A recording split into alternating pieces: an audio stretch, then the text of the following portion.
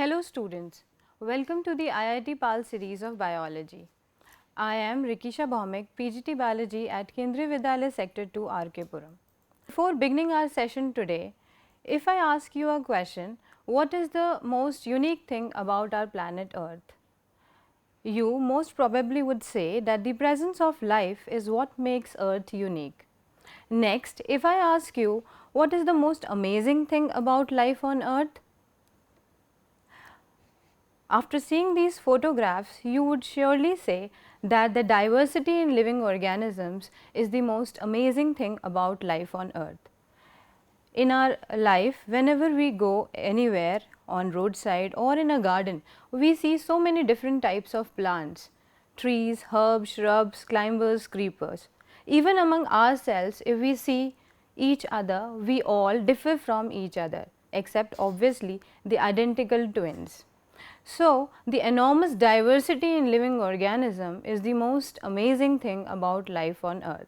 In today's session, we will be exploring more about biodiversity and its importance and its conservation in our chapter Biodiversity and Conservation, class 12th. So, this is the part 1, session 1 of Biodiversity and Conservation.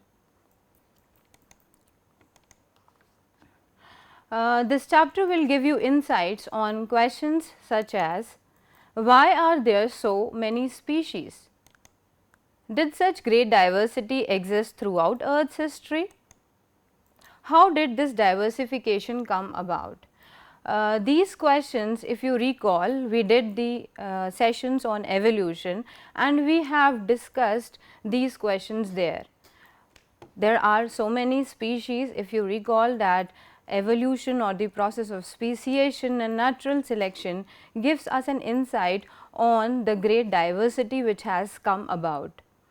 The process of speciation led to the formation of many species, and today whatever biodiversity has accumulated is due to a long process which took millions of years. How and why is this diversity important to the biosphere? Would it function any differently if the diversity was much less? These last two questions we will deliberate upon these sessions on biodiversity and conservation. So, you will get a rough idea or a precise idea from general to specific about what is biodiversity, how it got accumulated, what is its importance and why should we conserve it, and if we need to conserve it, what should we do to conserve it. With this, the last question which arises, because we humans are always thinking about ourselves, how this biodiversity is important for us, how will it benefit us. So, we will also look into these aspects of how humans can benefit from the diversity of life. As I have told you that biodiversity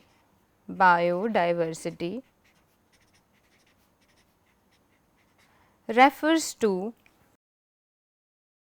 the variety or variations, variability. Variability refers to the tendency to show variations of living organisms present on Earth. This may also be referred to as biological diversity.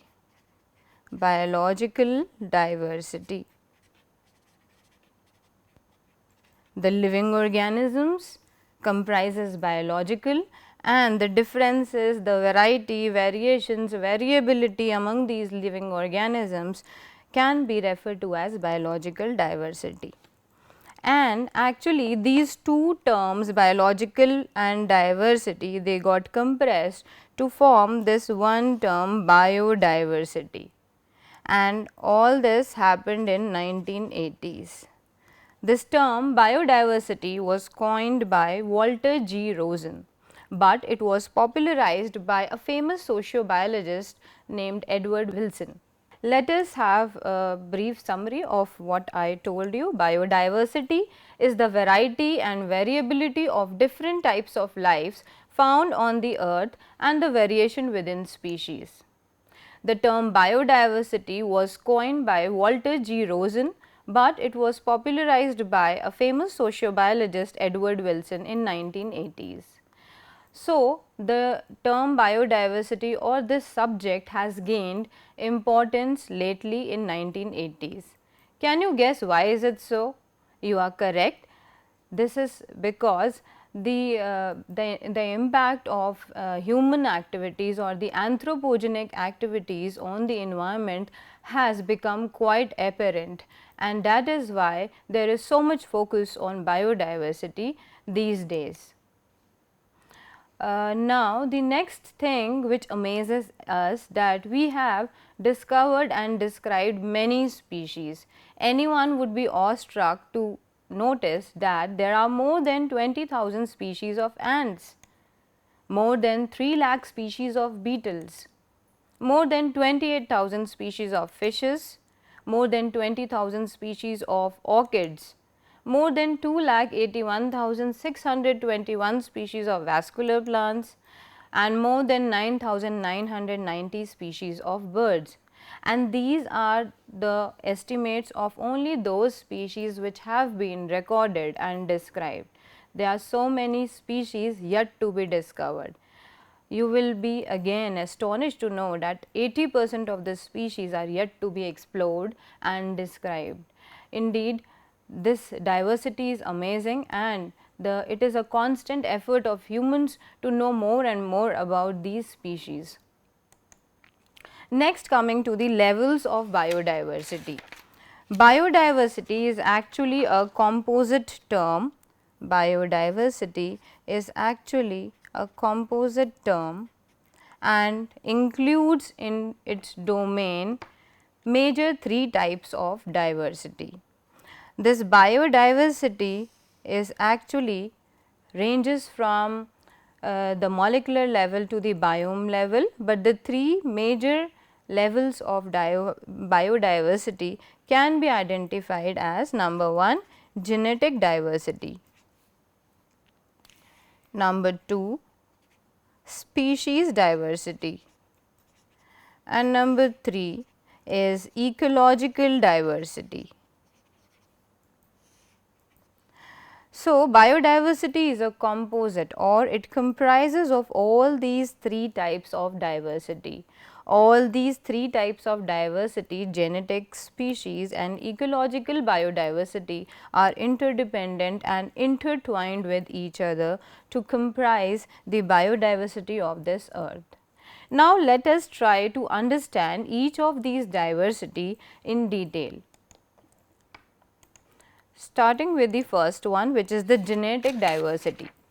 Genetic diversity, as the name suggests, is the diversity in the genes or the variation in the gene or the genetic composition of an organism can be referred to as genetic diversity. So, what is a gene? A gene can be referred to as a functional segment of DNA. DNA is the hereditary substance. The full form of DNA is deoxyribonucleic acid. And what is actually DNA? DNA is again made up of polynucleotide chains. Polynucleotide chains, and the double helical model of DNA which we draw is like this. These 2 strands are the polynucleotide strands. These polynucleotide again are comprised of the nitrogenous bases. These bases are complementary to each other. There is complementary base pairing between the 2 polynucleotide strands. In DNA, we know that there are 4 types of nitrogenous bases: adenine, guanine, cytosine and thymine. So, the alteration in the sequence of these bases, is what causes variation, and this kind of variation is known as genetic variation.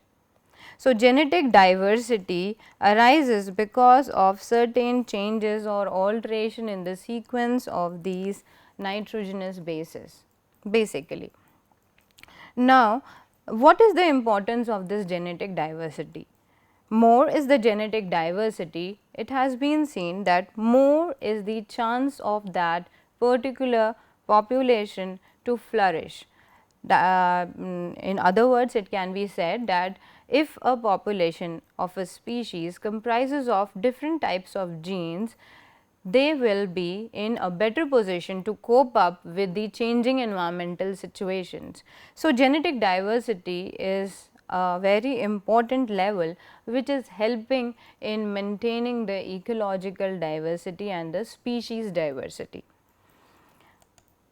For examples, if we take the example of a medicinal plant Rauwolfia vomitoria, many different varieties of this particular medicinal plant can be seen in the Himalayas, but the difference in these varieties is based on the potency and concentration of its active chemical or alkaloid named rezapine. The level and the concentration, the toxicity or potency of this compound varies in different types of Rauwolfia vomitoria.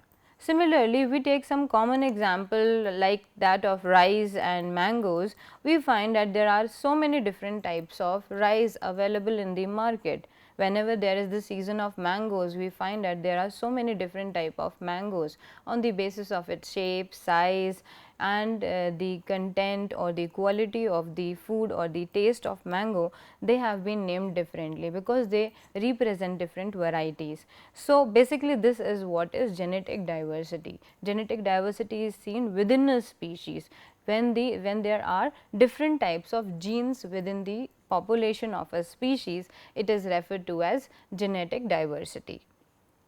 Next, coming to the species diversity. Now, what is species diversity? Again, before discussing about species diversity, we should be able to define what do we mean by a species. Species diversity.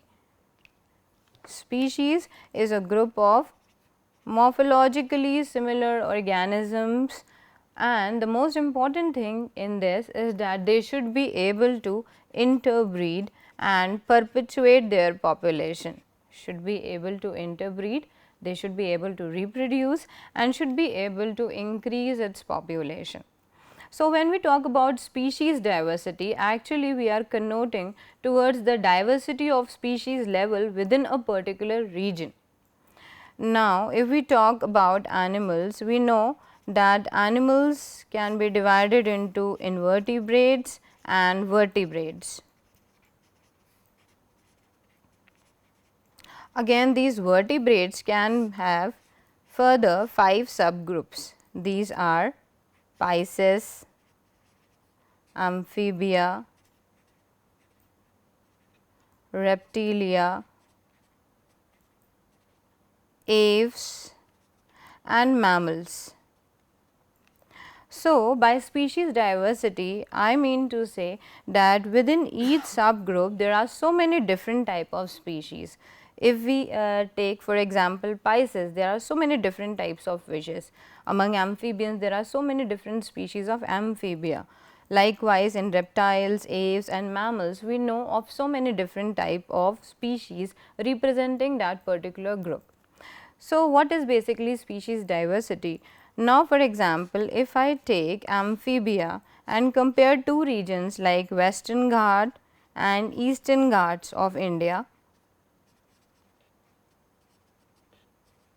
we see that there are more number of species of amphibia in Western Ghat as compared to Eastern Ghat. So, we can say that Western Ghat shows more species diversity than Eastern Ghat. So, this is what is species diversity, the diversity at species level within a particular region. Now, moving on to ecological diversity. We are moving from lower towards the broader type of diversity. First we discussed genetic, then species, and now moving on to ecological diversity. So, ecological diversity will cover the entire diversity of a region, of a country or even the globe. So, it is the variation in the ecosystem found in a region or the variation in ecosystems over the whole planet. For example, if we are considering two different countries, for example, one is India, which is subtropical, and the other Scandinavian countries like Norway, Scotland and Iceland, we find that there are more number of biomes in India. We can see deserts, forests, hills, mangroves, coral reefs, wetlands, estuaries, etc. So, it has greater ecosystem biodiversity as compared to the Scandinavian countries. So, this was all about the levels of biodiversity. Next, moving on to the number of species on earth. Can you actually estimate the total number of species on earth? No, it is disappointing to realize that we haven't been able to discover and describe about 80% of the species on earth. But all these species which we have described and discovered have been recorded, and this record is kept by International Union for Conservation of Nature, IUCN. So, according to the IUCN statistics of 2004, there are slightly more than 1.5 million animal and plant species on earth. But as I told you that we still do not have accurate data, as many species are yet to be discovered and described. And many estimates of how many total number of species are there on earth are actually only educated guesses, and these educated guesses vary widely from 3 million to 100 million. So, in this scenario, we follow a more logical, precise and scientific estimate given by a scientist, Robert May. According to his estimate, there are approximately 7 to 8 million of total species on earth. The next thing which interests us is that tropics are more biodiverse than temperate areas. When we reveal the species inventory, we saw that tropics show more biodiversity as compared to the temperate areas. The species inventories therefore are more complete in the temperate as compared to the tropical countries. Because of the large number of biodiversity present in the tropics, it has not been possible to complete the inventory of the tropical areas, but more so we have a complete inventory of the temperate areas. And the most exhaustively studied taxonomic group is that of insects. And keeping that as a standard, biologists make a statistical comparison of the temperate tropical species richness of insects and extrapolate or extend this estimate to other groups of animals to come up with a gross estimate of all the animals. Since it is not possible to physically count each and every organism, each and every species. So, biologists prefer to use this extrapolation method to estimate the number of species present in respective groups. Next, coming to the global biodiversity, the species inventory have revealed certain interesting aspects about the global biodiversity. Global biodiversity when we are referring to the earth as entire. So, 70% of the recorded species are that of animals and only 22% of the plants, and these plant includes fungi, algae, thallophytes, bryophytes, pteridophytes, gymnosperms, angiosperms, every group is included in this. So, only 22% of the plants have been recorded till now and 70% of the species. Among animals also, insects are the most species rich and it is about 70% of the total. So, it can be said that of 10 animals, 7 are insect. Out of 10 animals, 7 will be insects. Then fungal species in the world are more than the combined total of species of fishes, amphibians, reptiles and mammals. Again, more number of fungal species have been recorded. So, we can understand this with the help of these pie charts. This pie chart show you about the total number of invertebrates which have been described and recorded.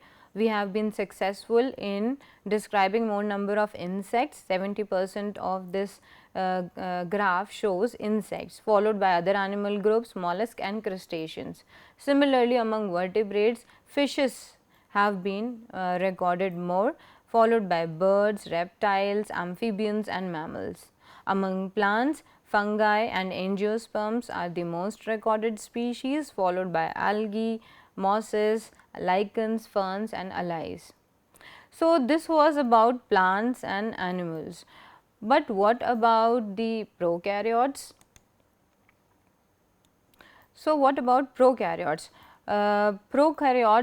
What about the estimate of prokaryotes?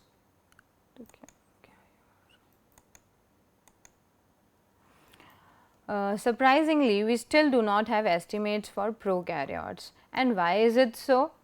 The reasons being, number one, conventional taxonomic methods are not suitable for identifying microbial species. By conventional taxonomic methods, again, we mean doing field studies, going and exploring the different types of organisms and recording them, which is not possible in case of microbial species because they are very minute and cannot be observed by naked eyes. Secondly, many of these species are not at all culturable under laboratory conditions. They cannot be cultured.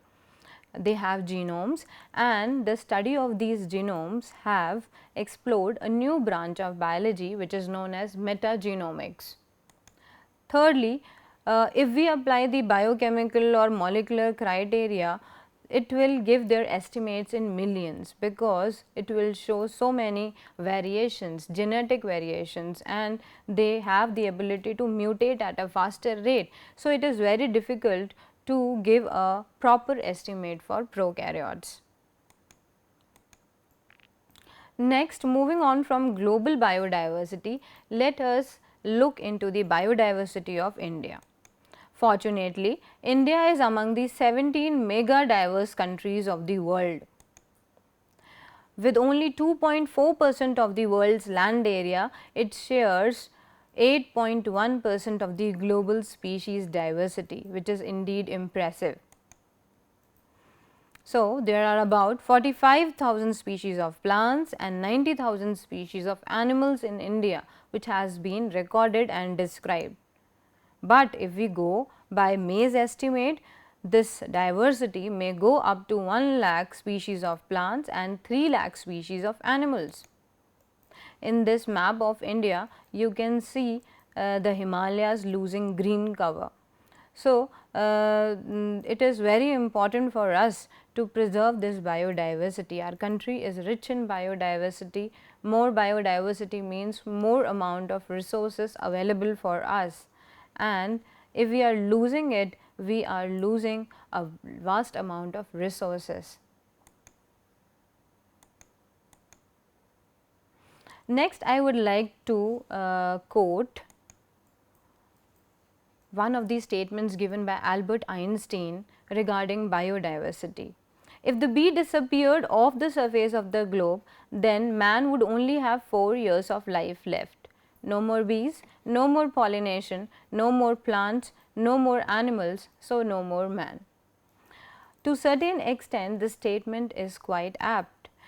But if we replace bees with pollinators and pollinators are no more there, if these pollinators become extinct, they are doing such a big ecosystem service for us. They are doing pollination and helping in fertilization and growing of new plants. If there are no more pollinators, there will be no more pollination, no more plants, no more animals, and the survival of human will be in danger. With this, let us move on to our next topic, that is, how much of the species are we losing? Now, you know that this era is dominated by humans, and humans are exerting extreme influence over the environment. We are witnessing rapid loss of species today. This has been estimated to be between 1000 and 1000 times higher than the natural extinction rates. It is not so that the extinction has not been there. It is a natural process. There has been many episodes of extinction. There has actually been 5 extinction episodes in the nature, but their pace was not as fast as it is today.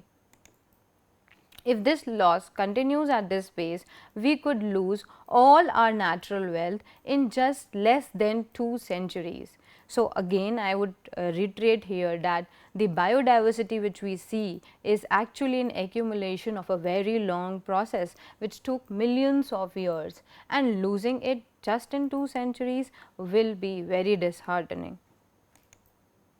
And this may be regarded as a sixth extinction crisis, and this sixth extinction crisis is being guided by the anthropogenic activities. So, the question which strikes our mind is that would we ever be able to complete the inventory of the biological wealth of our country or of the world?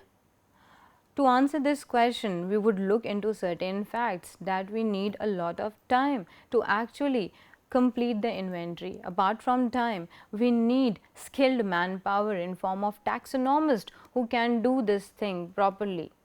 But given other fact that we are losing this species at an extremely high rate, this becomes quite hopeless. We can be disappointed or hopeless to realize that it is very difficult actually for us to complete the inventory of the biological wealth of our country. So, nature's biological library is burning even before we catalogue the titles of all the books stocked there. It is a matter of dismay that there are so many species present on earth.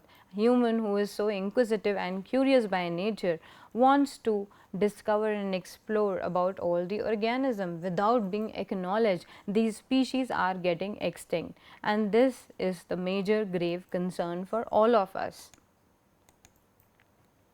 Now, moving on to the patterns of biodiversity. Is there any pattern of biodiversity, or is it random? No, it is not random. There is a pattern of biodiversity. If we look on the earth, we see that as we move away from the equator, biodiversity decreases.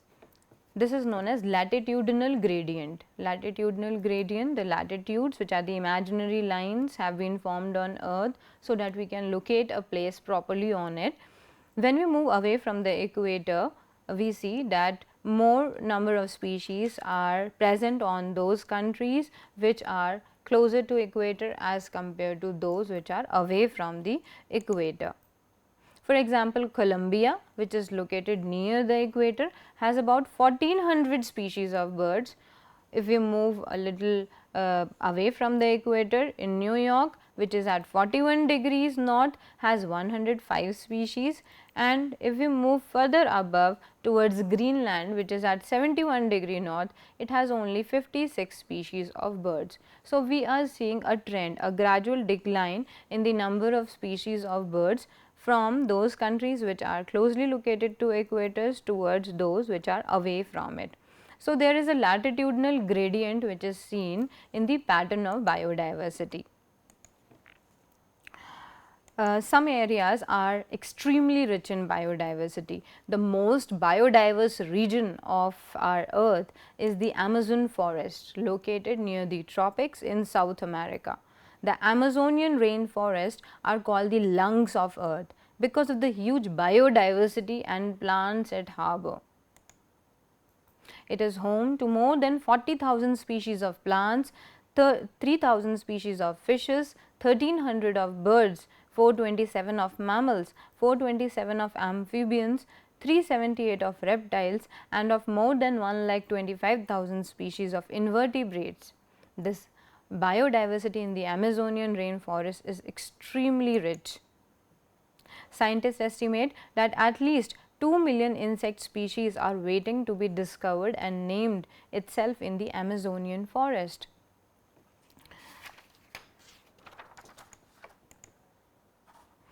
Now, we also learned that tropics harbor more biodiversity as compared to the temperate regions. What is the reason behind this? Number 1, temperate regions were subject to frequent glaciation, whereas tropics have remained relatively undisturbed for millions of years and thus have a long evolutionary time for species diversification. That is, when we again look back at the evolutionary sense, we see that the temperate regions were more under the frequent glaciation period and the tropics were undisturbed, and so they got more time for the evolution of species. So, the process of speciation initiated earlier as compared to the temperate regions in the tropical regions, and that is why we see that more number of biodiversity or more number of species has accumulated in the tropics. Secondly, the tropical environments are less seasonal, they are relatively more constant and predictable. So, since there are less fluctuation in the seasons, they are more constant and their environment is more so predictable, and such constant environment promote niche specialization. Now, the term which comes here is niche specialization.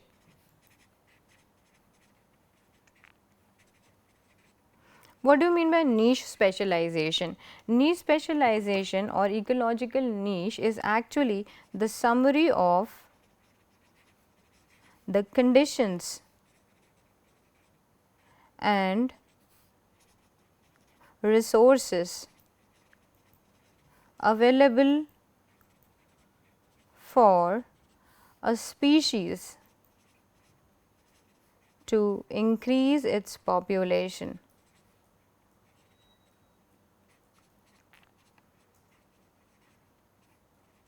So, it is a summary of the conditions and resources available for a species to increase its population.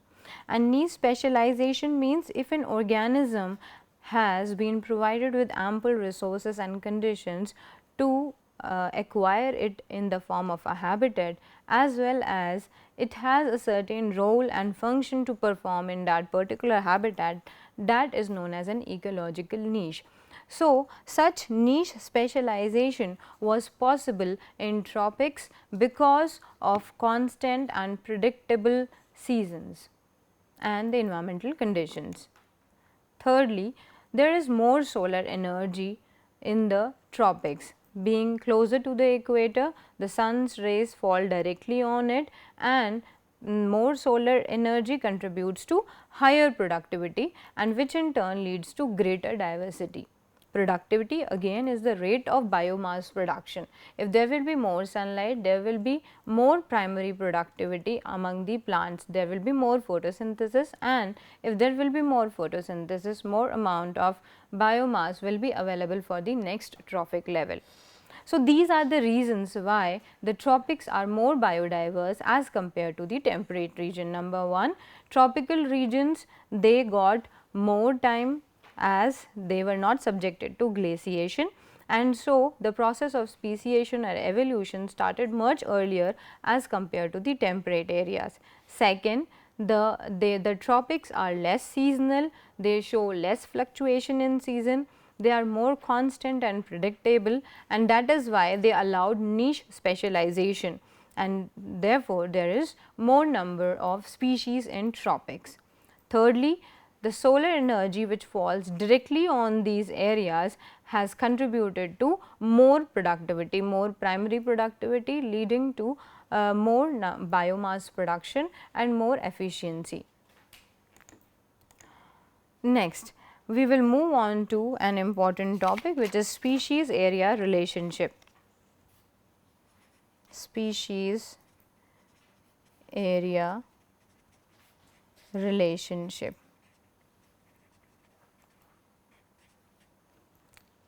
The species area relationship was given by a German naturalist and geographer, Alexander von Humboldt. And he said that as the area increases, the species richness also increases up to a certain extent. For this, he plotted a graph like this. On x axis, we take area, and on y axis, we take species richness. So, it is a relationship of species richness with area. if we take a straight line log scale,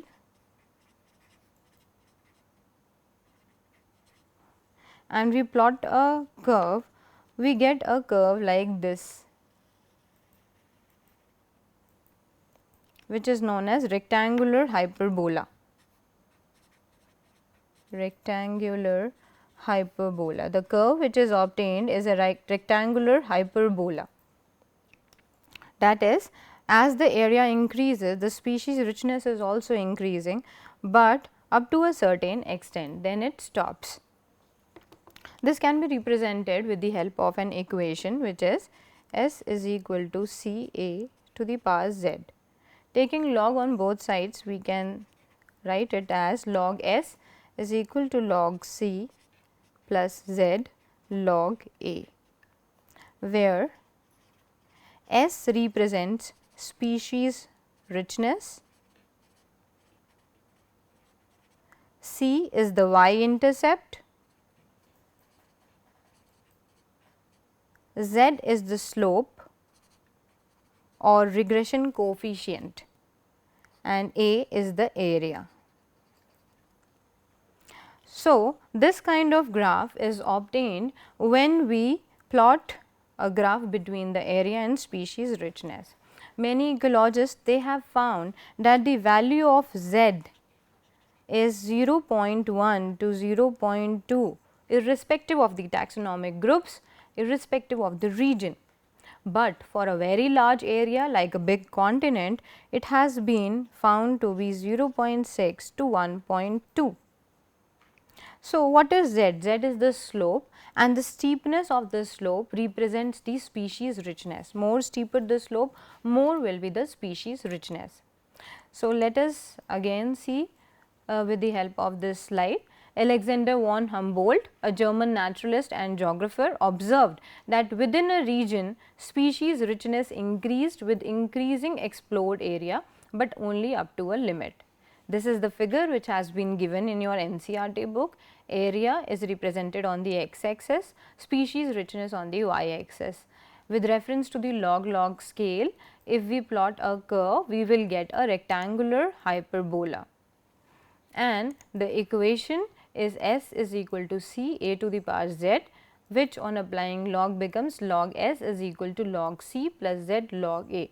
Using this equation, the ecologist, they can determine the slope or the species richness. By determining the slope, they can find out the species richness of a particular area.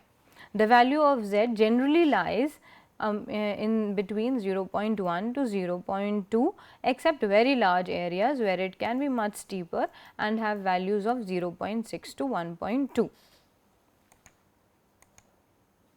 So, next moving on to a very important topic is importance of species diversity. We are talking so much about species, there are so many different types of species. We have realized that these species emerged on the earth by a gradual process of evolution. But what is the importance of these species? Are they really important for us? Does the number of a species in a community really matter to the functioning of the ecosystem? Many ecologists believe that communities with more species generally tend to be more stable than those with less species. Although there is no precise answer to these questions, like what is the importance of species, what will happen if few species are removed from ecosystem, will it matter for the well-being of the ecosystem? Although these have not been answered, such naive questions have not been answered precisely or accurately, but we can have a perspective on this. Many ecologists, they have believed, and there have been certain experiments to prove that more is the biodiversity of a region, more more good will be the health of an ecosystem. So, what exactly is the stability for a biological community? We are talking about stability, that if there is more biodiversity, it will be more stable. What is referred by the stability of a community? Number 1, it should not show too much variation in productivity from year to year. For being stable, the first criteria is that it should show or constant productivity from year to year. Again, coming back to productivity, productivity is the rate of biomass production at each level. There are two types of productivity: primary productivity, which is related to the production of biomass in plants, and secondary productivity is related to the next trophic level, the animals. Next, it must be either resistant or resilient to occasional disturbances. There may be occasional disturbances. These may be because of natural disturbances or man-made disturbances, but the community should show resistance or resilience toward these occasional disturbances. Thirdly, it also must be resistant to invasion of alien species. If certain alien or species from a different ecosystem are brought into a particular ecosystem, it should be able to compete with it and it should be in a position to flourish. So, these are the features of a stable community, and ecologists believe that these three features are shown by a stable community, and these features are again enhanced if there is more number of biodiversity. So, we have studied about biodiversity, that there are three levels of biodiversity: genetic, species and ecological biodiversity. Obviously, if there is more biodiversity, it means that there are chances of more number of species and genetic diversity in it, which will finally contribute in making a community more stable.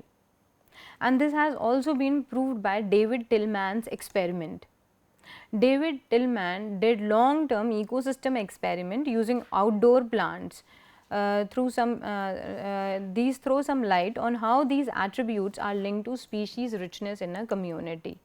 He found that plots with more species showed less year to year variation in total biomass. So, he actually did experiments and he observed that the year to year variation in the total biomass production was less in such communities which had more species diversity. He also showed that in his experiments, increased diversity contributed to higher productivity. So, if there is more number of biomass production, it will lead to more productivity.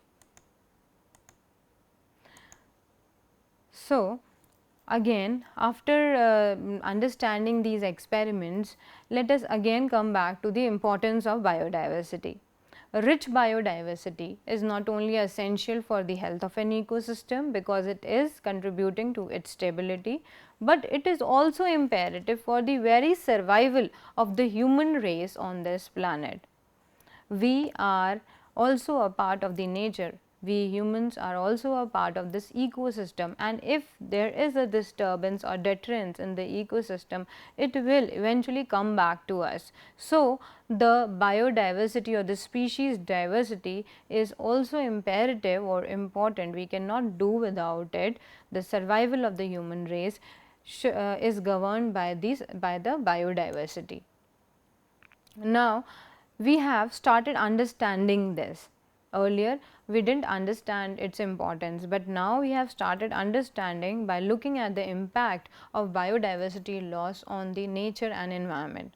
Biodiversity and its conservation has acquired international concern the world over, and every year there are international conventions which occur in order to discuss how to conserve this biodiversity. At a time when we are losing species at an alarming rate, one might ask, does it really matter to us if a few species become extinct? Again, this question keeps on coming to minds of some people, that does it really matter to us if a few species become extinct? Would Western Ghat ecosystem be less functional if one of its tree frog species is lost forever? To understand this, we can refer to the Rivet-Popper hypothesis. Rivet-Popper hypothesis will not directly answer this question, but it will again help in developing a perspective towards this question. Rivet-Popper hypothesis was given by Paul Ehrlich, a Stanford ecologist, and he used an analogy to describe how species affect the stability of an ecosystem. He compared the ecosystem with an aeroplane and said that In an aeroplane, all the parts of the aeroplane, the wings, the seat, the body, the engine, they are joined together using thousands of rivets. Rivets means the nuts and bolts which fixes them together. Similarly, in an ecosystem, the function of the ecosystem, which comprises of nutrient cycling, decomposition, productivity, energy flow, these all are governed or maintained with the help of the species. And removal of rivets might not affect flight safety initially, but as more and more rivets are removed, the plane becomes dangerously weak over a period of time. And the similar applies to our ecosystem also. If the species are being removed initially, it might not show any effect on the health of the ecosystem, but gradually if more and more species are disappearing, it will start showing its effect on the ecosystem. The ecosystem will become weak, its sustenance will come in danger. Again, one more thing is that which rivet is removed may also be critical. For example, if the rivet on wing is removed, it will hamper the flight safety to a larger extent as compared to the rivets of the seats or the window panes. Similarly, in an ecosystem, there are certain species which are known as keystone species. If they are removed from an ecosystem, they will cause a much deterrence or a much disadvantage to the health of an ecosystem, because many other species, their survival is dependent on these keystone species. So, this is giving us a perspective on how ecosystem is being damaged by the removal or the loss of this species. Lesser number of species which might not be very important for that ecosystem may not cause initially any effect on it, but gradually when more and more number of species are being lost from that ecosystem, it will start showing its impact. Similarly, even in the initial stages, if a keystone species is removed from an ecosystem, the effect might be much faster and much detrimental. So, a keystone species is a plant or animal that plays a unique and crucial role in the way an ecosystem functions. Survival of many other species depend on these keystone species. For example, corals in a coral reef system. In a coral reef system, corals are the main keystone species and they provide breeding habitats and shelter, food to many other organisms which are living in this marine habitat. So, if these corals are removed, this ecosystem will come to an end altogether. Now, let us summarize what we have studied till now in this part 1 of Biodiversity and Conservation chapter of class 12th. Today, we have learned about the concept of biodiversity. Biodiversity refers to the variety, variations, variability of living organisms present on earth. Biodiversity is actually a compressed term which has been formed by adding or joining up two terms, biological diversity, and this term was coined by Walter G. Rosen. The contribution of Edward Wilson, who did a lot to aware people about the biodiversity and its importance, cannot be undermined. We have discussed about the levels of biodiversity. We have discussed that there are three important levels of biodiversity: genetic biodiversity, species biodiversity and ecological biodiversity. And all these three diversities are intertwined with each other, they are interlinked and interdependent and is forming the composite biodiversity of earth. Then we made a total estimate of this species, identified and unidentified. IUCN has recorded more than 1.5 million species of plants and animals. These are under the category of identified, but the unidentified species are much more in number, and we follow Robert May's logical, precise and scientific estimate of about 7 to 8 million total species on this earth. Then we have discussed about the global biodiversity, in which we saw that more number of animals have been recorded as compared to the plants. Among animals also, insects are again more in number, and among plants we have seen that fungi and angiosperms, they have been properly described and recorded. We still do not have any estimate about the prokaryotes, because they are not culturable, and if we apply the biochemical or molecular techniques, their number will be in millions. Then we have looked into the Indian biodiversity, that India is fortunate to have a rich biodiversity, and that is why it is among the 17 mega diverse countries of the world. We have also learnt about the pattern of biodiversity. We have seen the latitudinal gradient. We have also seen the species area relationship given by Alexander van Humboldt, who gave a curve which shows that with increasing area there will be increase in species richness, but up to a certain extent. He has also given a mathematical equation. By following that equation, we can find out the slope, which will give us the measure of species richness.